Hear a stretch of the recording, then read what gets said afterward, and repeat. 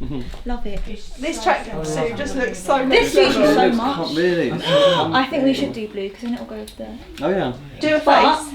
A face. I've just been through a lot in life.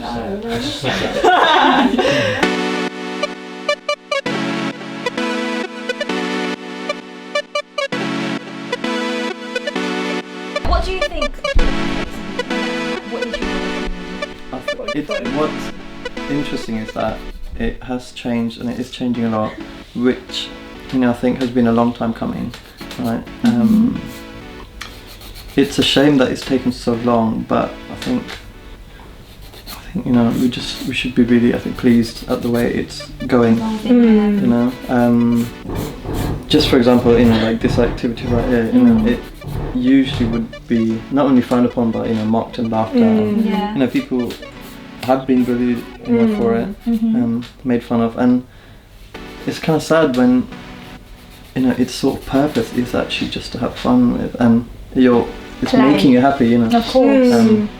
And expressing your personality and exactly. just being silly. I'm glad that I don't think the way I do I did when I was younger. It's growth, isn't it? Growth. Exactly, especially if you've come from a different place and have thought different things in the past, then you've just had that first-hand experience of knowing that maybe you've been ignorant, or you've been presumptuous, or prejudiced, and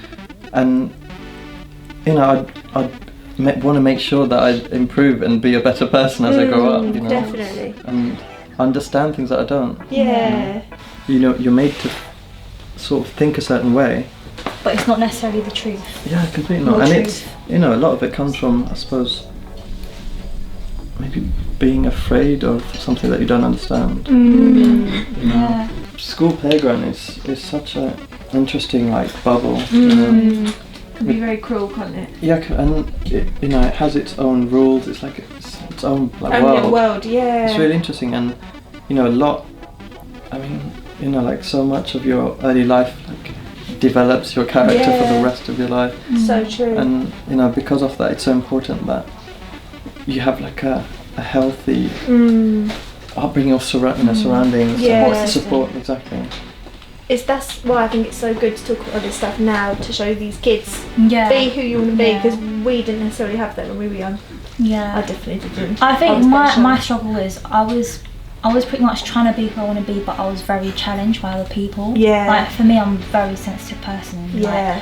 For a very long time, I was taught that wasn't the right way to be, or told, you need to stop being so deep and all this shit. Stop being so soft. But you eventually wake up and you're like, okay, this is me, and you start to kind of go through that process of acceptance, and it brings you to places like here, we're talking about amazing things and trying to change the world essentially. So it's just about embracing who you are. Exactly. As cliche as it sounds, but it's true. Be who you are. What would you tell your younger self if your 15-year-old self? It's funny because when you're 15, I suppose you think you know everything, because really at that age you feel quite grown up, right? And you're you're able to be independent to a certain extent. Sort of do things outside the house, and you might have pocket money or whatever. And, I'm a big man. Yeah, definitely. I'm a big man. And you feel like you can even physically do everything that an adult can do, right? You can get cigarettes and booze and. Is that what you did? Yeah. No, but that doesn't feel that weird or sort of surprising, right? I guess teens do everything now, But that kind of group mentality thing is a real peer issue, pressure. I think. Peer pressure. Yeah, definitely a thing. And it's crap, it's that kind of thing that I guess you guys were talking about earlier, where it's difficult to go against the grain sometimes, and separate yourself from something or a group. Like you're saying, difficult to maybe be alone, or that separation between lonely and being alone. It's really tough, and a lot, I think people either sweep loads of things under the rug, or swallow things up and accept certain things, or sort of make huge compromises because of the surroundings or the people, and they don't feel free to be who they really are. Yeah, and it's but it's not even the individual's fault. 100%. Just think how hurtful it could be. Say you know, a really young person could, you know, like say a boy could just be experimenting with nail polish and makeup and stuff, and then how hurtful and damaging it could be if someone wants to make fun of them and really like make an impact and make them cry. They're going to remember that. And that might completely stunt their whole life, their whole attitude to themselves and their confidence levels. And it's, you know, it's surprising that someone would think that they would have the right to do that somewhere else. But I guess it's that lack of knowledge.